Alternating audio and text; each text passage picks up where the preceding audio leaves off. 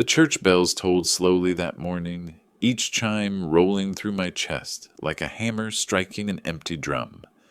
Margaret's casket rested at the front of the sanctuary, draped with roses I had cut from her own garden just 2 days earlier. She had always loved tending them, even in her final months when her strength was failing. I sat in the front pew, stiff and hollow, staring at the wood grain of her coffin as if I could will it to open. 68 years old, widowed now, my hands folded too tightly in my lap. Before we continue, don't forget to like this video, subscribe to the channel, and turn on the bell icon so you never miss a story like this one. Behind me, the congregation whispered politely, the way people do when they don't know what else to say. I heard phrases float like dust. She was a saint. He'll be lost without her. Such a tragedy. But what I heard most clearly came not from the congregation, but from my own daughter. Rebecca leaned toward her husband Evan, her voice sharp, but hushed. Not hushed enough. He's dead weight now. Without Mom, he's nothing but a burden. The word sliced through me sharper than any blade. Dead weight. A burden. I didn't turn. I didn't confront her. I sat still, my eyes locked on Margaret's casket, but my ears burned. Evan murmured back something about assisted living and managing his affairs. Their words blended into a low drone, but the meaning was unmistakable. The funeral of my wife was not even over, and already they were circling my life like scavengers. Margaret and I had sacrificed everything for Rebecca. Her private school, her Stanford tuition, the Wharton MBA she said she needed to stand out, the $127,000 wedding that drained nearly half my retirement savings because she insisted it had to be perfect, and the loft, the beautiful loft on the 12th floor of Meridian Tower, which Margaret and I had signed over to her and Evan when they said they couldn't afford the down payment. We even covered the property taxes when they fell behind, and now, here at her mother's funeral, she dared to call me dead weight. I gripped the pew so tightly my knuckles went white. Margaret's photo sat propped on the casket, her smile soft, her eyes alive. She had always said, "Henry, patience is your strength. But don't let patience turn into weakness." That day, patience curdled into something harder. After the service, I stood in the receiving line, shaking hands, nodding as old friends told me Margaret was in a better place. Rebecca hovered near Evan, whispering into his ear with the same calculating tone. When most of the guests had left, she stepped forward and touched my arm, her expression saccharine sweet. "Dad," she said, "you shouldn't stay alone in that house. It's too much. Why don't we talk about moving you into Sunset Manor? Evan and I can manage things for you." Her hand squeezed mine, not in comfort, but in control.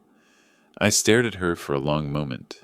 My daughter, the child Margaret and I had raised with every ounce of love we had, the girl who once curled up on my lap to hear bedtime stories, now looking at me as though I were an obstacle, an inconvenience to be shuffled aside. "I'm fine where I am," I said quietly. Evan stepped in, his lawyer's confidence dripping from every word. "Henry, it's really for the best. These things have to be handled before they become complicated. If you'd like, I can draft the necessary papers. We'll take care of the loft, the accounts, the taxes. You'll be comfortable at Sunset Manor. Everyone wins, everyone but me."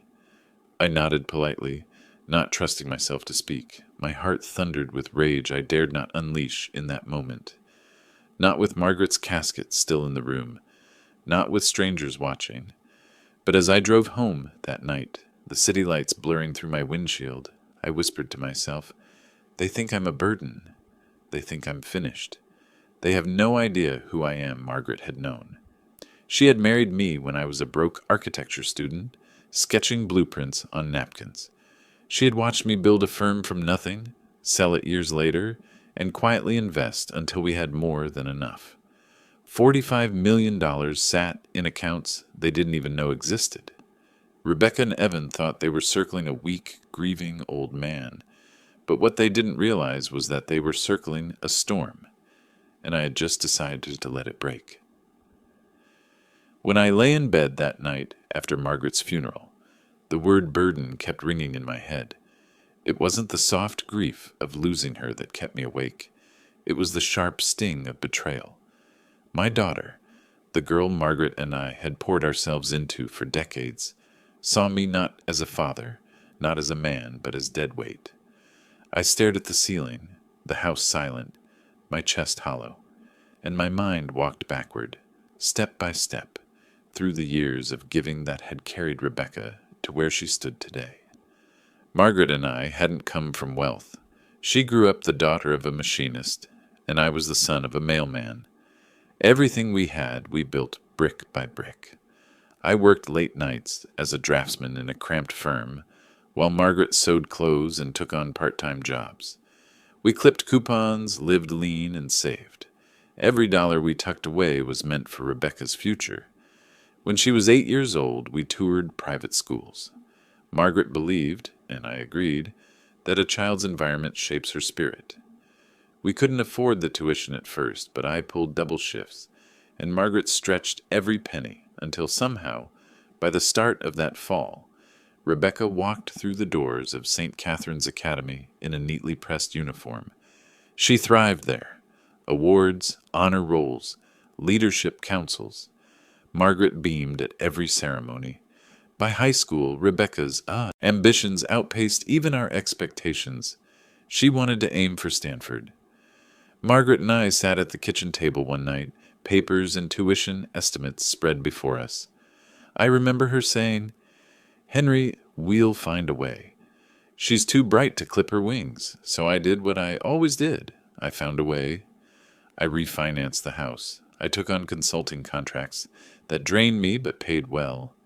I missed anniversaries, worked holidays, gave up nights of rest, all so Rebecca could walk onto that campus debt-free.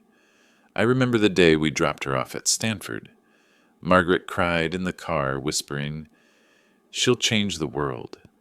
After Stanford came Wharton, an MBA that cost nearly $200,000 in tuition and expenses. Rebecca never once asked if we could manage it. She assumed we would, and we did, because that's what parents do. I liquidated investments I had planned for retirement, telling myself that I could always rebuild. Margaret said, 'It's worth it, Henry. She'll remember what we've done.' Then came her wedding. Rebecca wanted it perfect, worthy of her accomplishments. She wanted the ballroom at the Waverly, a guest list of 280, and a custom gown from Paris. The budget she presented us made my stomach churn. $127,000. I suggested scaling back. She cried, accused us of embarrassing her, said her friend's parents had done more. Margaret, ever the peacemaker, looked at me with pleading eyes. 'Henry, please.' This is her moment, so I caved. We cashed out a retirement account, drained savings, and gave her the wedding she demanded. She glided down the aisle in lace and silk, Evan beaming at her side. I remember thinking then, maybe it's worth it if she's happy. But happiness, I learned, has no finish line for some people. Years later, they wanted a loft. Meridian Tower is the only building that makes sense for our lifestyle, Rebecca told us. The down payment was impossible for them, or so they said. Margaret and I signed over nearly everything we had left to get them into that 12th floor unit. When they fell behind on property taxes, we covered those too. And through it all, Margaret kept telling me, "One day she'll understand. One day she'll appreciate it." But the day never came. Instead, I stood in the church, where Margaret's body lay, hearing my daughter call me dead weight. Every memory of sacrifice, every late night, every dollar scraped together for her future. It all curdled inside me. I realized then that Rebecca hadn't just taken our money. She had taken Margaret's faith in her and crushed it. Lying in bed, I turned to the empty side where Margaret should have been. "I gave her everything, love," I whispered into the dark, and she gave me nothing but contempt. And yet, despite the anger clawing inside me, I also felt something steadier taking root, a resolve, Because for all the years Rebecca believed she was taking from me without consequence, I'd been building something she never knew. Quiet investments, smart deals, $45 million tucked away where her eyes never looked. Margaret and I never flaunted it, never let on. We wanted Rebecca to live with gratitude, not entitlement. But she had chosen arrogance. Now she thought I was powerless. A weak old man, too broken by grief to fight back. She had no idea what was coming. 3 weeks after Margaret's funeral, the house still smelled of her. Her perfume lingered in the closet. Her knitting basket sat untouched by the fireplace, and the roses she loved in the garden were beginning to wilt without her tending hand. I spent my mornings sitting at the kitchen table with a cup of coffee, staring at the empty chair across from me, listening to the silence of a life that used to be full. That silence was broken one morning by a knock at the door. When I opened it, Rebecca and Evan stood there. Rebecca's hair was styled in a sharp bob, her eyes hidden behind oversized sunglasses, though the day was overcast. Evan carried a leather briefcase and wore that same smug confidence I'd seen at the funeral. "Dad," Rebecca said briskly, stepping inside without waiting for an invitation, "we need to talk." Her tone told me this wasn't a visit of comfort. They sat me down at the dining table, where Margaret and I had once hosted birthdays and Christmas dinners. Evan opened the briefcase and spread papers across the table as though this were a closing negotiation instead of a conversation with family. Rebecca folded her hands. "Dad, living here by yourself isn't sustainable. This house is too big, and you're not equipped to manage things on your own." I stared at her. "I've managed this house for 40 years. I cared for your mother here until her last day. Don't tell me I'm not equipped." Evan leaned forward, his voice oily and patronizing. "Henry, grief affects decision-making. It clouds judgment. Rebecca and I have been talking, and we agree it would be best if you moved into Sunset Manor. It's a respected assisted living facility. You'll be safe, cared for, and you won't have to worry about anything." I looked at the papers on the table. Contracts, transfer of deed, financial power of attorney. My name was printed in black ink, waiting for a signature that would hand my life over to them. "You can't be serious," I said quietly. Rebecca's lips tightened. "Dad, we are serious." "You're 68. You've been through trauma. It's time to let people who are capable take care of things. Evan has experience managing properties, and She paused, adjusting her sunglasses. "I know what's best for you." I thought of Margaret in those final weeks, her frail hand clutching mine, whispering, "Don't let patience turn into weakness." "Rebecca," I said evenly, "your mother died in this house less than a month ago, and you're already talking about putting me in a home?" Her face hardened. "You're being dramatic." "We're trying to help you." "Help me?" I let out a bitter laugh. "Help me by taking the house I built, the home your mother loved. Help me by shoving me into a facility so you can live easier?" Evan slid one of the papers toward me, tapping the signature line with a manicured finger.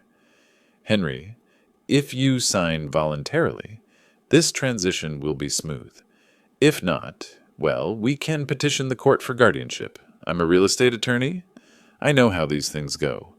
And with Rebecca's testimony about your state of mind, plus the fact that you're grieving, courts will listen." Rebecca nodded. "We don't want it to come to that. But we will if you resist." I looked at my daughter then. Really looked at her. The child I had carried on my shoulders at the county fair. The teenager Margaret and I had driven across the country to tour colleges. The woman whose education, wedding, and first home we had paid for. And here she sat, plotting to strip me of the last piece of dignity I had. I pushed the papers back across the table. "No." Her eyes narrowed. "Dad." "No," I repeated, my voice firm. "I am not incompetent. I am not incapable. I cared for your mother every day of her illness. I managed her medications, the bills, the house, everything. And I will not be declared unfit by the very people who abandoned her in her final days." For a moment, Rebecca's mask slipped. Anger flashed across her face, raw and unguarded. But then she smoothed it over, standing abruptly and gathering the papers. "Think about it," Evan said smoothly as he closed the briefcase. "You have 1 week. If we don't hear from you, we'll take the next steps." They walked out as briskly as they had entered, leaving behind the faint scent of expensive perfume and cologne, and a silence that felt heavier than before. I sat at the table long after they'd gone, Margaret's knitting basket in the corner catching my eye. My heart ached, but beneath the grief, something else burned hotter. For decades, I had given Rebecca everything she ever asked for. Now she was trying to take what I hadn't offered. I reached for the old leather ledger in the cabinet where I kept my records, investments, accounts, contracts Margaret and I had signed. I ran my hand across its worn cover, steadying myself. "They think I'm weak," I whispered into the empty room, "but they don't know who they're dealing with." I've always been a man of routines. After Margaret passed, those routines became the only thing holding me together. Every Saturday, I still went down to Edna's Diner, the small place on Willow Street where Margaret and I had shared pancakes nearly every weekend for 40 years. The waitresses knew us by name. They still bring me coffee without asking, setting it gently on the table with a soft pat on the shoulder, as though touch could fill the empty space across from me. That Saturday morning, Rebecca and Evan showed up. I'd just started on my eggs when I saw them striding through the glass door, dressed far too formally for a diner. Rebecca in a blazer, her sunglasses perched on top of her head like a crown. Evan with his briefcase, always his briefcase, like a soldier who never dropped his weapon. "Dad," Rebecca said, her voice clipped, "we need to talk." Now they slid into the booth across from me before I could protest. Evan set his briefcase on the table and clicked it open with a sound that made heads turn from other booths. Papers again, always papers. "Henry," he began smoothly, "we gave you a week to think about our proposal. Since you haven't responded, we're here to finalize things." I set my fork down, my appetite vanishing. "This isn't the place." Rebecca leaned forward, lowering her voice just enough to seem private, though not low enough to prevent nearby ears from catching. "It's exactly the place. You need to sign these papers, Dad. The sooner you move to Sunset Manor, the sooner we can make sure everything is handled properly." "Handled properly?" The words were bitter on her tongue. Evan slid a fresh set of documents toward me. The deed transfer. Financial power of attorney. Guardianship petitions already filled out. My name typed neatly into boxes as though my life had already been packed away. "Sign," Evan said. "It'll be easier for everyone." I glanced around the diner. A couple across the way had stopped eating, their forks frozen midair. A man at the counter looked back at us in the reflection of the mirror, his brow furrowed. My private humiliation was now becoming a spectacle. I pushed the papers back. "No!" Rebecca's eyes hardened. "Dad, don't be stubborn. You're not thinking clearly. You can't manage the house alone. You can't manage your finances. You can't manage yourself." I held her gaze. "I managed your mother's care for 8 years, Rebecca. I paid for your schools, your wedding, your loft. Don't tell me what I can't manage." Her cheeks flushed. "This isn't about the past. This is about now. You're old. You're grieving. You're—" She stopped herself, but I knew the word she had been about to use. Incompetent. Evan tapped the papers again. "Henry, if you won't cooperate, we'll have no choice but to escalate. Guardianship hearings are public. Do you really want your community to hear testimony about your declining judgment? Do you want people whispering about your state of mind?" My state of mind. They were willing to tarnish my name, drag me through the mud, just to get their hands on what they thought was theirs. I leaned forward, my voice low but steady. "You've underestimated me. You think I'm weak because I'm grieving. You think I don't know what you're doing. But I've been watching. I've been keeping records. And if you want a war, you'll get one." For the first time, I saw a flicker of doubt cross Evan's face. But Rebecca pressed on, her voice sharp. "You're forcing us into this, Dad. You'll regret it when the court decides you're unfit. I stood, sliding out of the booth. The papers remained untouched on the table. If you want to fight, I said, prepare yourself. Because I'm not the dead weight you think I am. The diner was silent as I walked out. Every pair of eyes followed me, some sympathetic, some shocked. Outside, the November air bit at my skin, but I welcomed it. It reminded me I was alive, and that I wasn't finished yet. By the time I reached home, my decision was made. Rebecca and Evan wanted to humiliate me in public? Fine. I would answer in kind, but on a scale they couldn't begin to imagine. I went to the study, opened the safe, and pulled out the thick binders Margaret and I had kept for years. Investments, properties, liquid assets, quiet deals I had made, profits we had never flaunted. $45 million. Rebecca had no idea. Evan had no idea. I placed the binders on the desk, opened my phone, and dialed Patricia Wells. She had handled our estate planning for years, a woman with steel in her spine and fire in her eyes. When she answered, her voice was brisk. "Henry? What's wrong?" "They came again," I said, this time with papers. "They're pushing guardianship. They think I'll fold." There was a pause. Then her voice sharpened. "Bring everything to my office. Tomorrow morning, we will show them what folding looks like." I hung up and sat back in the chair, the weight of grief pressing against me, but beneath it, something else. Resolve. Margaret had once told me patience was my greatest strength, but now patience was over. It was time to act. Patricia Wells had been our family attorney for more than 20 years. She had helped Margaret and me draft our will, set up trusts, and protect what little we had when we were younger. She was one of the few people I trusted implicitly. Practical, unflinching, and with a spine of steel that made grown men sweat when she walked into a courtroom.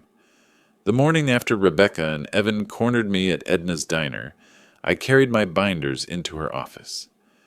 Patricia's building was modest, not the glass towers where Evan strutted, but brick and oak, dependable with the smell of coffee and old case files in the air. She rose as I entered, shook my hand firmly, and studied my face. "Henry," she said, "you look like a man who hasn't slept in days." "I haven't," I admitted. "They've pushed too far."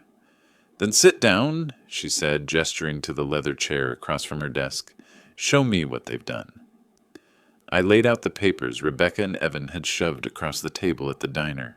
Guardianship petitions, deed transfer drafts, power of attorney documents. Patricia scanned them, her jaw tightening with each page.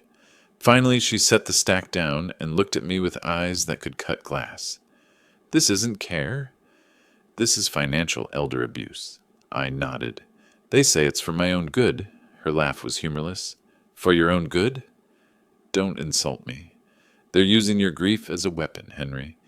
They want control of your assets, your house, your life. Guardianship petitions aren't filed by loving children.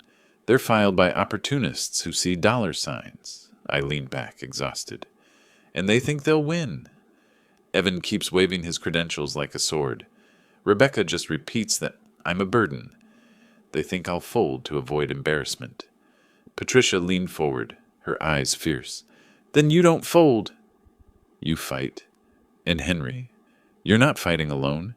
You've got me." Now I felt something shift in my chest. For weeks I'd carried the weight of betrayal alone. To hear someone else name it for what it was, abuse, lifted some of the burden. She tapped the binders I'd brought. "What's this?" "Our real accounts," I said. "Investments, properties, liquid assets. Margaret and I never flaunted it. Rebecca thinks I'm scraping by in retirement, but the truth is, there's over 45 million here." Patricia raised her eyebrows. 45 million, I nodded. Quiet deals over the years. The firm I sold. Smart investments Margaret encouraged me to hold on to. It's all there. They have no idea, Patricia smiled slowly, the kind of smile I imagined she wore when cornering an opponent in court. Then they've already lost, Henry. They've mistaken you for a man with nothing left. In reality, you're sitting on an arsenal. I frowned. But what do I do? They're pushing me towards Sunset Manor, saying I can't handle things. She flipped open one of the binders and scanned my meticulous records. What you do is show them just how capable you are. You've documented everything, every bill paid, every investment tracked, every receipt. Do you realize how rare this level of record keeping is? You've essentially written your own defense brief. I hadn't thought of it that way. To me, it was habit, a way to keep control while Margaret slipped away from me. But Patricia saw it differently. She looked up, her expression fierce. We'll turn their arrogance against them. We'll use your evidence, their threats, even their own words. And then, we take away the one thing they covet most, control. Her voice hardened. Henry, what do they really want? The loft, I said bitterly. The 12th floor unit. They've wanted it free and clear from the moment Margaret and I gave them the down payment, and now they want the whole house. Patricia's eyes narrowed. Then you don't just protect the house. You remove the prize entirely. I blinked. What do you mean? You sell it, she said. On your terms. To someone or some organization that honors Margaret. That way there's nothing left for them to take. The idea landed heavy in my chest. The thought of letting go of the house, of the kitchen Margaret loved, of the roses in the yard, of the bedroom where we had whispered secrets, felt like tearing out part of myself. But then I remembered Rebecca at the funeral, calling me dead weight, Evan threatening me in a diner, papers spread across Maplewood. They weren't protecting me, they weren't honoring Margaret, they were circling like scavengers. Patricia leaned forward, her voice softer now. Henry, letting go of a house isn't letting go of Margaret. She lives in your memory, in your love, in the legacy you build. Right now, your legacy is at risk of being rewritten by two selfish people. Don't let them write the ending. I stared at her, the weight of her words pressing in. She was right. Margaret's memory deserved better. My dignity deserved better. I closed the binder slowly, my hands steady. All right, I said. We sell it. But not to just anyone. It has to mean something. Patricia smiled again, sharper this time. Then let's make it mean everything. Let's make it the move that ends this game once and for all. Patricia didn't waste time. 2 days after our meeting, she called me back to her office with a voice that carried both urgency and satisfaction. Henry, she said, I've been digging into Meridian Tower. The words alone sent a chill through me. Meridian Tower, the glass and steel monument where Rebecca and Evan lived like royalty. The loft Margaret and I had practically gifted them. For years I had tried to take comfort in knowing my daughter lived well, even when my own house creaked with age. Now the very place I had helped put them in was the heart of their greed. When I arrived at Patricia's office, she had files spread across her desk, property records, tax documents, internal memos she had pulled from her contacts. She gestured for me to sit, her eyes glittering. Meridian Tower isn't as invincible as they think, she said. The developer is in financial distress, overextended on a second project in Atlanta. They've been carrying Meridian's debt load too long, and with vacancies rising, they're vulnerable. I blinked, trying to take it all in. Vulnerable how? She pushed a sheet of paper toward me. The building's financing is structured through a private equity loan that matures in 9 months. If they can't refinance, the lender will sell. And Henry, they're not in a position to refinance. I stared at the document, the numbers swimming. I wasn't a stranger to financials. My architectural firm had survived recessions, and I'd negotiated loans in my time. But seeing this laid bare was like spotting cracks in a dam. You're telling me, I said slowly, that Meridian Tower, the place my daughter and son-in-law think they own, could be bought out from under them? Patricia smiled, a sharp, wolfish smile. Exactly. And with your liquidity, you could move faster than any institutional buyer. You could own the building before they even realize it's on the table. The thought staggered me. For weeks I had been on the defensive, fending off Rebecca and Evan's schemes. Now, suddenly, I had a way not just to block them, but to turn the entire board against them. Patricia leaned back in her chair, steepling her fingers. Imagine it, Henry. They think they're about to declare you incompetent, force you into Sunset Manor, and seize your assets. But in reality, you're about to become their landlord. The image settled into my mind like iron. Rebecca, so smug in her designer dresses, suddenly receiving a notice with my name at the bottom. Evan, clutching his briefcase, forced to cut checks to the man he had tried to erase. I thought of Margaret. She had always believed in dignity, not revenge, but she also believed in justice, and there was justice in this. Still, I hesitated. Patricia, this isn't just business. It's my daughter. As much as I despise what she's done, am I really prepared to take her home out from under her? Patricia's gaze softened for the first time that morning. Henry, she tried to do that to you first. At your wife's funeral, no less. This isn't cruelty. This is survival. And if Rebecca has to learn that actions have consequences, then so be it. I sat in silence for a long moment, the weight of the decision pressing on me. Then slowly, I nodded. Do it. Let's find out how to buy it. Patricia didn't waste another second. Over the next week, we met 3 times. Each time, she came armed with new details. Distressed debt holders willing to sell, tax abatements expiring, maintenance fees rising. The developer was desperate for relief, and my quiet offer, masked through a holding company Patricia had set up, was exactly what they needed. I watched the deal unfold with a mix of awe and grim satisfaction. Margaret would have teased me for looking so alive, so engaged after weeks of grief. But beneath my revived energy was fire, the memory of Rebecca's voice at the funeral, hissing the words, "dead weight."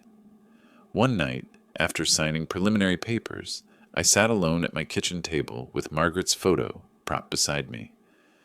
"Love," I whispered, "I know you would want me to forgive.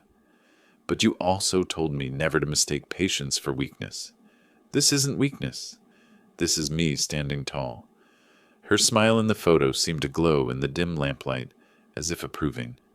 By the end of the month, Patricia had what she needed. The purchase agreement was drafted, the financing secured. All it required was my signature. I signed slowly, deliberately, savoring the moment. With that stroke of ink, Meridian Tower was mine. Rebecca and Evan thought they had, cornered me. But now, without even knowing it, they lived under my roof.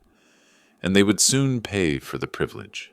The signing took place in a quiet conference room, far from the glass towers, where Evan strutted and Rebecca preened. No press, no champagne, no smiling photos of developers shaking hands.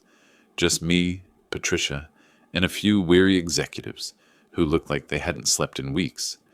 The developer's representative, a man with thinning hair and a nervous tick in his jaw, slid the stack of papers across the table.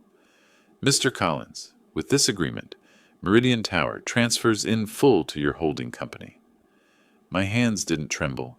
They were steady, precise, as I lifted the pen and signed my name across the final page. For nearly 70 years I had signed checks, contracts, and blueprints, but never one like this. When the ink dried, Patricia leaned back with a small, satisfied smile. "Congratulations, Henry. You own Meridian Tower." For a moment, the room seemed to tilt. Meridian Tower, the building I had once thought of only as my daughter's gleaming prize, the symbol of all she believed she had earned, the building I had resented as a reminder of our sacrifices, Margaret's and mine, poured into Rebecca's entitlement. Now it was mine, not as a gift, not as a favor, but as a calculated act of justice. The executives shuffled their papers, eager to be gone. One of them muttered something about financial relief and grateful exit. They left with slumped shoulders, men who had lost but also survived. And in their place, I remained, an old widower who had just bought the roof over his daughter's head. Patricia tapped the table with her pen. "Now comes the part they'll feel." She opened a folder and slid a draft notice toward me. This is the rent adjustment letter. Their current lease is at $3,200 a month, far below market. With this notice, their new rent becomes $9,600. Effective 60 days from delivery, I stared at the page. The black and white lines, so clean, so impersonal. A single piece of paper that could topple Rebecca and Evan's carefully curated life. "Are you sure?" I asked quietly. Patricia's voice was firm. "Henry, this isn't revenge. It's consequence. They tried to strip you of dignity, your home, your freedom. They expected you to roll over. Instead, you're showing them that you are not powerless. Let them feel the reality of the world they live in." I thought of Rebecca's voice at the funeral. "He's dead weight now." I thought of Evan's smug tone in the diner. "Sign or we'll see you in court." My jaw tightened. "Send it." Patricia's smile deepened. "Consider it done." That evening I walked past Meridian Tower for the first time in months. Its mirrored glass reflected the city lights. Sleek and untouchable. The kind of place Rebecca had always dreamed of belonging to. I stood on the sidewalk, watching people come and go through the lobby, carrying bags from Whole Foods, wearing tailored coats, speaking into phones about deals and clients. And up there on the 12th floor, Rebecca and Evan thought they were untouchable. They thought the walls of Meridian insulated them from consequence. They had no idea that the man they dismissed as a burden now owned every inch of their sanctuary. I went home and poured myself a glass of bourbon, something I hadn't done since Margaret's funeral. I sat in her favorite chair by the window, lifted the glass toward her photograph, and whispered, "It's done, love." The building they idolized, it belongs to us now. For the first time in months, I slept soundly. 2 weeks later, Patricia called. "The notices have gone out," she said. "Every tenant has been informed of the rent adjustment. Rebecca and Evan will get theirs today." I imagined the scene. Rebecca opening the envelope, her perfectly manicured hands trembling, her eyes widening as she read the figure. Evan grabbing the letter from her, scanning the legalese, his confidence cracking as the reality set in. $9,600 a month? Triple what they'd been paying. I could almost hear Rebecca's voice, sharp with outrage. "He can't do this. He's not allowed." But I could. I had. That night, I sat on the porch as the sun went down. The roses Margaret had planted swaying in the breeze. For so long, I had carried only grief. Now, for the first time, I carried something else. Anticipation. The trap was set. And soon Rebecca and Evan would realize that the man they called dead weight was the one holding the strings. The call came late in the afternoon. I had been out in the yard pruning Margaret's roses, the pruning shears clicking rhythmically as I worked, when the phone rang inside.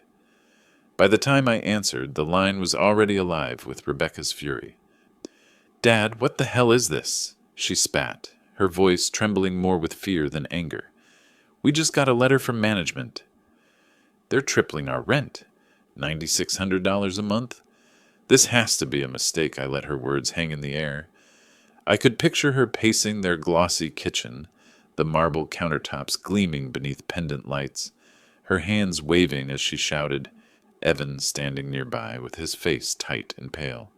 "It's no mistake," I said calmly. Silence. Then, "What do you mean it's no mistake?" I sat down at the kitchen table, resting Margaret's shears beside her old teacup that I still hadn't moved. "It means the new ownership adjusted the rent to market rate. You've been living on a subsidy. That subsidy is gone." I could hear her gasp, muffled and sharp. Then Evan's voice came onto the line, tight with lawyerly indignation. "Henry, this isn't legal. A rent increase of that size. We can fight this. Be my guest," I said evenly. "But you won't win. The contracts are airtight. Every tenant got the same notice." "You're not being singled out," Rebecca cut back in, her voice shrill. "You don't understand. We can't afford that. We'll have to move. You can't let this happen to us." I closed my eyes, letting the irony wash over me. "You can't let this happen to us. The same daughter who, at her mother's funeral, whispered that I was dead weight. The same woman who shoved guardianship papers across a diner table, insisting she knew what was best for me, and now, suddenly, I was supposed to protect her from consequence. "Rebecca," I said softly, "you made your choices. Now you're living with them." The line went quiet for a beat. I thought maybe she'd hung up. Then her voice, low and venomous, "You'll regret this.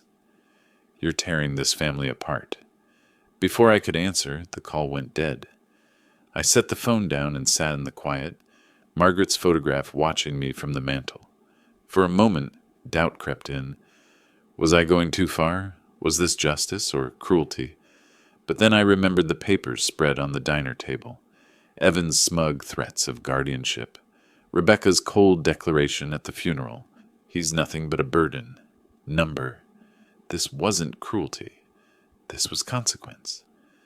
That night, I pictured them opening the envelope again, the black and white notice staring back at them. Evan scrambling through the fine print, looking for a loophole that wasn't there. Rebecca doing the math in her head, realizing that even with their salaries, they couldn't sustain $9,600 a month without bleeding themselves dry. The loft they had boasted about to friends, the skyline view they had flaunted on social media, was slipping from their grasp, and the best part? They didn't know yet that the man they had dismissed as incompetent was the one who had signed their fate. 2 days later, I walked into Patricia's office. She had already heard the rumblings. "Your daughter called me," she said with a wry smile. "She doesn't know I represent you, of course." She was fishing, asking if I had heard about unlawful rent hikes. "She's panicking, Henry, and Evan's worse off than you think. He's leveraged. Big gambling debts, from what my contacts say. This rent hike could break them." I exhaled slowly, absorbing the weight of it. Margaret would have wanted me to pause here, to soften, but I couldn't. Not yet. "Let it play out," I said. Patricia nodded, her expression sober. "Then be ready. Because when they realize they can't fight the law, they'll come running to you, and that's when you'll decide how far this goes." That evening I sat in the garden with a bourbon, the city lights faint on the horizon. For the first time in months, I didn't feel like a burden. I felt like a man who still held the reins of his life. Rebecca and Evan had set a trap for me. Guardianship, Sunset Manor, the stripping away of my dignity. Instead, they were the ones cornered, their world shrinking around them. The notice had been delivered, the first domino had fallen, and soon the whole tower would come crashing down. I had lived long enough to know that panic makes people reckless. Rebecca and Evan had always cared about appearances, the polished clothes, the lofty social media posts, the handshakes at charity galas. But when the rent notice landed like a bomb in their glossy loft, they began to unravel, and soon enough their desperation spilled into the open. It happened at the Whole Foods on Main Street, of all places. I was in the produce section selecting apples the way Margaret used to, turning each one slowly in my hand, inspecting the skin for bruises. I heard my name before I saw them. "Dad!" Rebecca's voice cut sharp across the aisle, drawing stares. I turned, and there they were. Rebecca in a beige trench coat, her sunglasses pushed up on her head, even though we were indoors. Evan in his tailored suit, his tie loosened as though he had rushed here straight from the office. Their faces were tight, frantic. They didn't lower their voices when they reached me. "You can't ignore us," Rebecca snapped. "Do you know what that letter did to us? Do you understand that we can't pay $9,600 a month?" Shoppers slowed, pretending to examine avocados, but really listening. A young mother with a cart pulled her child closer, her eyes flicking between us. Evan jabbed a finger at me. "Henry, this is extortion. Whoever owns that building is bleeding tenants dry. You have to help us fight this." I set the apple gently in my cart and met his gaze. "I told you before, Evan. The contracts are airtight. You won't win." Rebecca's voice rose higher, drawing even more attention. "We're your family. You can't just stand by and let us lose our home. We gave you options, we tried to take care of you, and this is how you repay us? The words hit me like an insult disguised as virtue. Tried to take care of you, as if handing me a guardianship petition and shoving me towards Sunset Manor was kindness. As if stripping me of my independence was compassion. My jaw tightened. But I didn't shout. I didn't wave my arms. I spoke calmly so that every eavesdropping shopper could hear. You mean when you tried to declare me incompetent? I asked. Rebecca froze. Her cheeks flushed crimson. Evan's face paled, his mouth opening then snapping shut. The crowd stirred, whispers rippling. I continued, my voice low but clear. You came to my wife's funeral and called me dead weight. You cornered me in a diner and shoved papers across the table, trying to take my house. And now you want sympathy because you can't pay market rent? A man near the onions shook his head, muttering, Unbelievable. A woman by the bread aisle whispered, What kind of daughter says that to her father? Rebecca's composure cracked. You're twisting things, she shouted, her voice trembling. We only wanted what was best for you.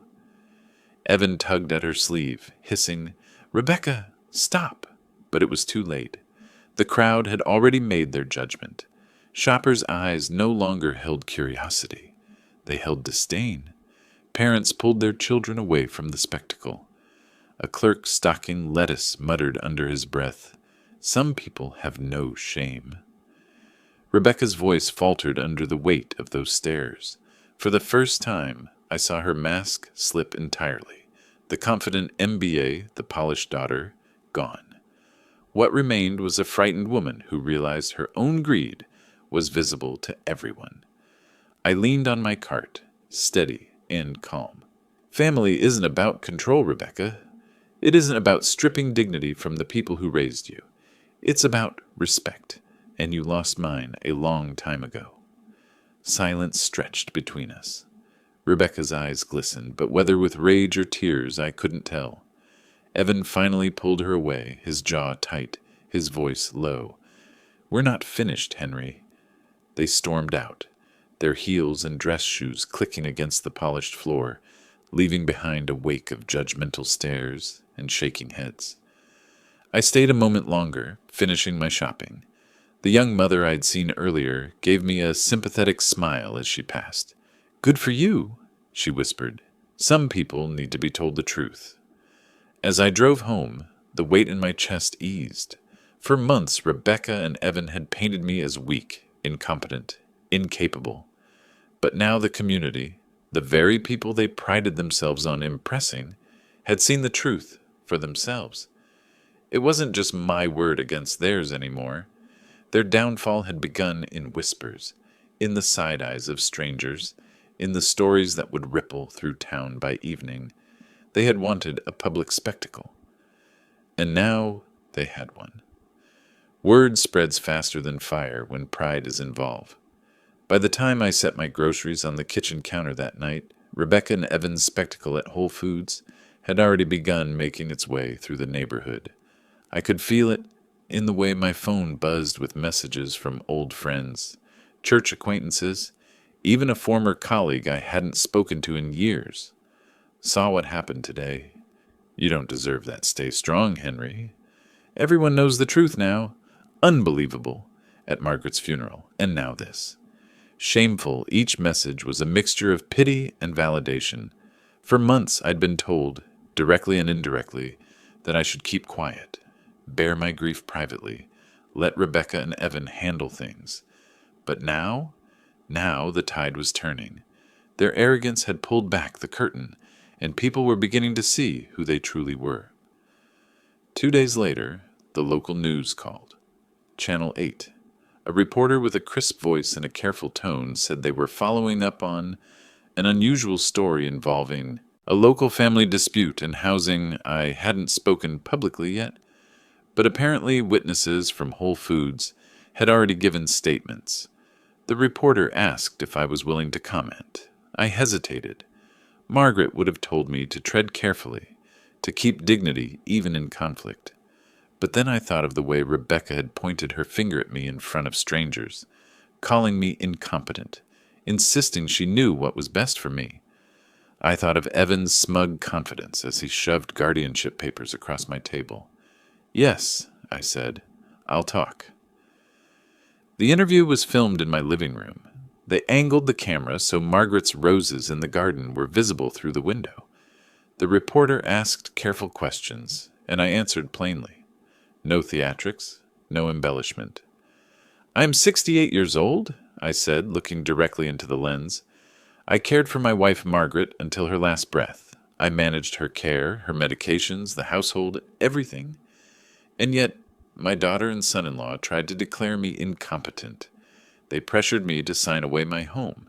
They called me a burden. And when they realized they couldn't force my hand, they unraveled in public." The reporter's eyes widened slightly, sensing the gravity of what I was saying. I gestured to the folders on my table. "I've kept records," I continued. "Letters, texts, even recordings. Evidence of their neglect, their threats, their greed. This isn't a misunderstanding. This is deliberate, and I won't be silent about it." When the segment aired that evening, the effect was immediate. Calls poured in. Old friends left voicemails saying they stood with me. Neighbors stopped by with casseroles like they had after Margaret passed, except now their words carried fire. "You show them, Henry. Don't let them bully you." But more telling was the silence from Rebecca and Evan. Not a word, not a text, not a call. They had always thrived on appearances, but now their reputations were crumbling under the weight of their own words. 3 days later, Channel 8 ran a follow-up. This time, the focus was sharper. Evan's gambling debts. The reporter laid out receipts, credit card statements, casino records, even an affidavit from a colleague who had bailed him out once before. The narrative was no longer just about a family dispute. It was about a lawyer who had gambled away his integrity and tried to use guardianship law to cover his tracks. Patricia called me that night, her voice brisk but triumphant. "Henry, the media is doing half our work for us. Evan's credibility is shot. Rebecca's judgment looks compromised. And your calm, steady interview? It made you the sympathetic figure. You've won in the court of public opinion." I leaned back in my chair, staring at Margaret's photo on the mantel. "It feels strange," I admitted, "to have strangers know our private pain." Patricia's tone softened. "It's not just pain anymore, Henry. It's truth. And truth has a way of cutting through lies." That night, as I sat on the porch with a bourbon in hand, I thought about how far things had come. From the whispers at Margaret's funeral, to the shouting in a diner, to the explosion at Whole Foods. And now the glow of television screens across the city. Rebecca and Evan had tried to paint me as weak, but now everyone knew who the real predators were. And yet, I also knew they wouldn't stop. People like them never do. Pride is a stubborn enemy. The hearing was coming. Patricia had already set things in motion. Guardianship petitions, counterclaims, evidence files. Everything was lining up for a public showdown. I raised my glass toward Margaret's photo. "Love," I murmured, "you told me not to let patience turn into weakness. I think you'd be proud. Tomorrow I'll show them what strength really looks like." The courthouse smelled of old wood and polish, a mixture that reminded me of church pews and school auditoriums. I sat at the long oak table beside Patricia, my suit pressed, Margaret's wedding ring tucked safely in my breast pocket. I rubbed it between my fingers like a talisman, whispering to myself that she was with me, even here. Rebecca and Evan entered with their attorney, the clack of Rebecca's heels echoing like gunshots across the marble floor. She wore a navy dress, her jaw set, her hair pulled into a tight knot. Evan looked thinner, his skin pale, his eyes darting nervously toward the gallery where members of the public had gathered. Some were strangers, some were neighbors. Some, I realized with a quiet satisfaction, were colleagues of Evan's who had come to see the spectacle. The judge, a woman in her 50s with sharp eyes and a voice that brooked no nonsense, called us to order. "This is a petition for guardianship. filed by Rebecca Collins and Evan Collins concerning Henry Collins. Rebecca's attorney rose first, painting a picture of me as a grieving, confused old man incapable of managing my affairs. Mr. Collins, he said, gesturing toward me, has suffered a significant loss.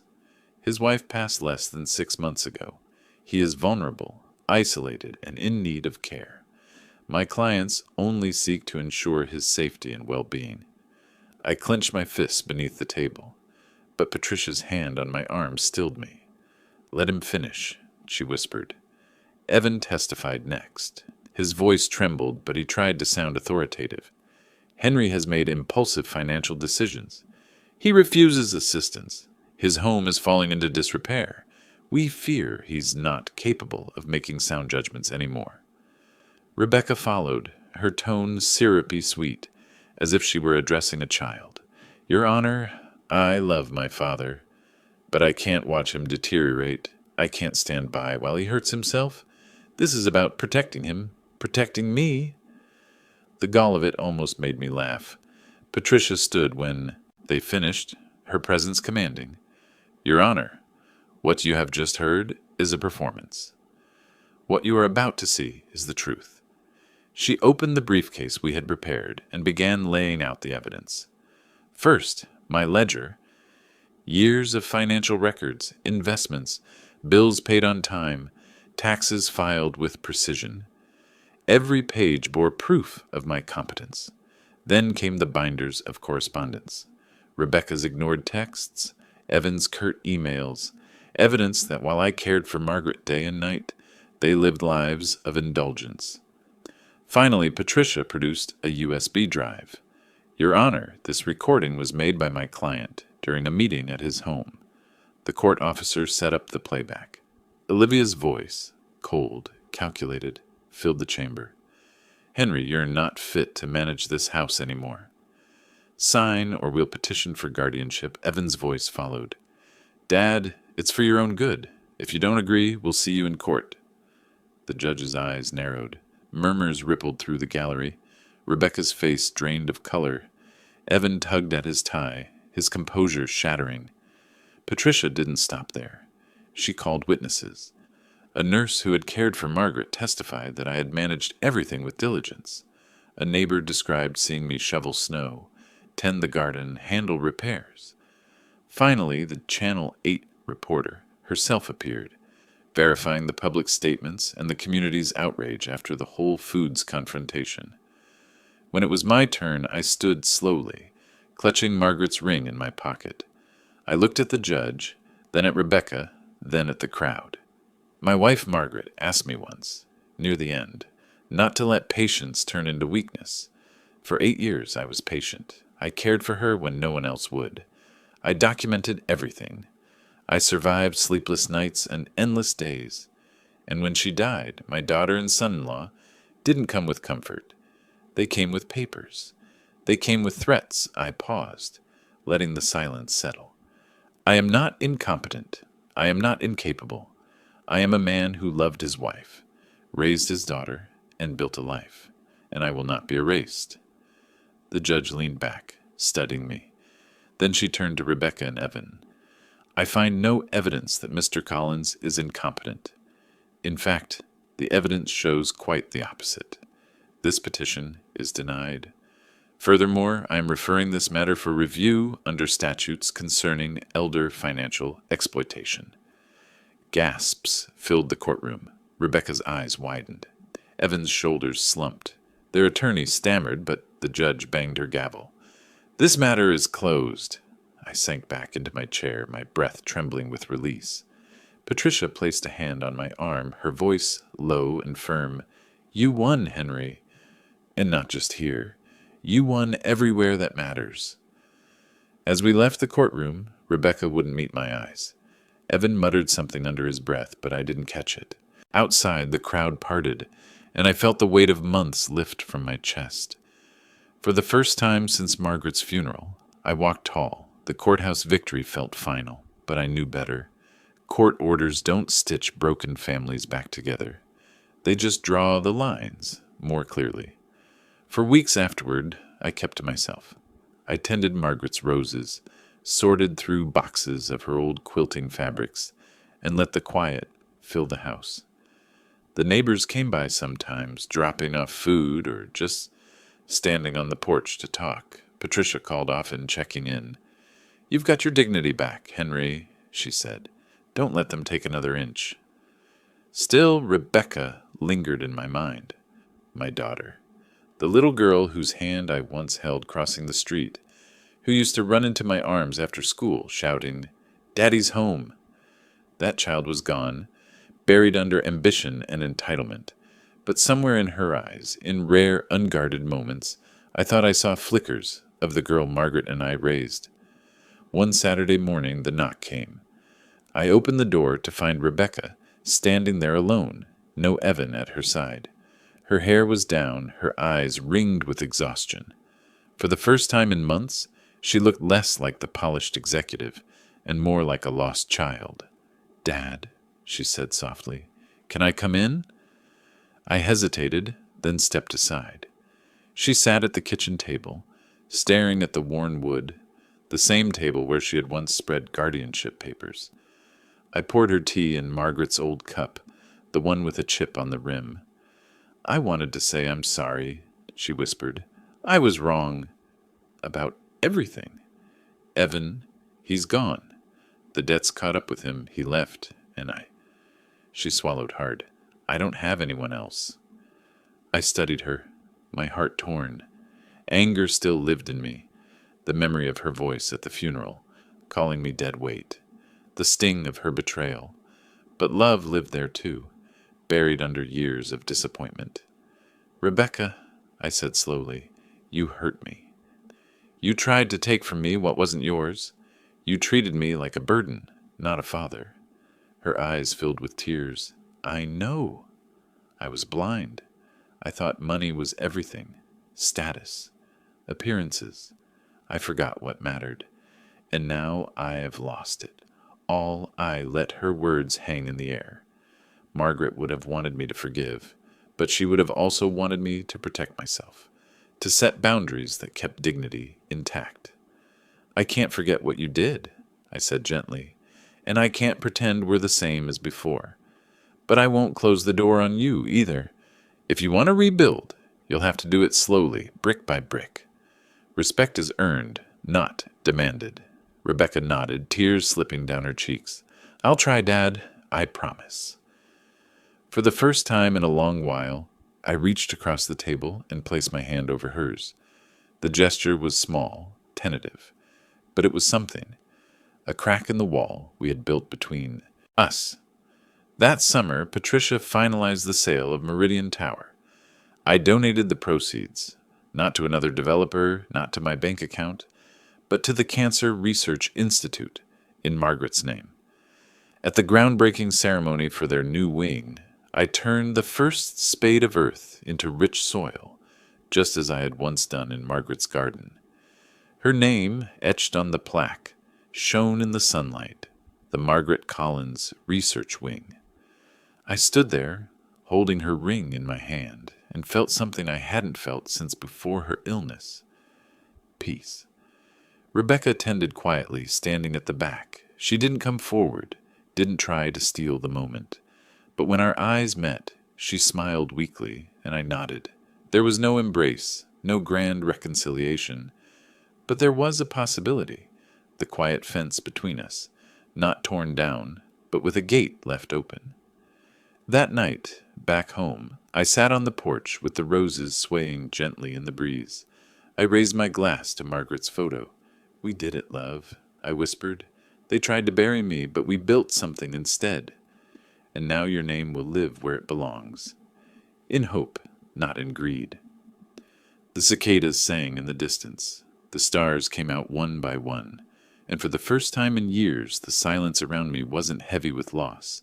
It was filled with dignity, with legacy, with love, the quiet victory and the quiet fence.